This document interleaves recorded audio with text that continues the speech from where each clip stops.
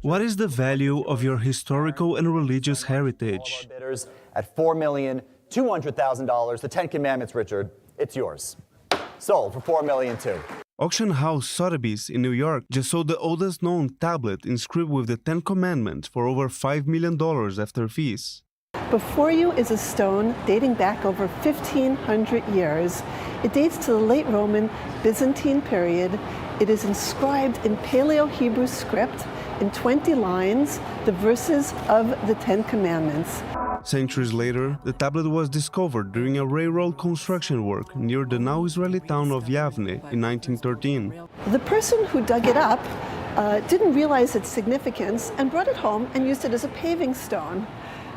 It stayed in this person's home for about 30 years until an archaeologist living in Israel, Dr. Jacob Kaplan, recognized its importance and purchased it from this individual. The tablet was then sold to Jewish dealers and collectors until it found its way to the auction. And while this may be the oldest version of the Ten Commandments carved in stone ever found, it is not exactly the one that Jews follow today. Instead of the commandment, "Thou shalt not take the Lord's name in vain," it includes an instruction to pray to Mount Gerizim, the holy site of the Samaritans, a group that broke off from the ancient Israelites thousands of years ago.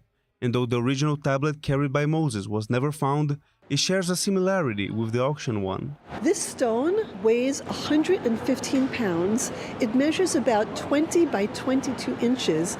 And in fact, this is exactly the same measurements that the rabbis in the early first centuries agreed was the measurements of the original Ten Commandments that Moses carried down from the Mount.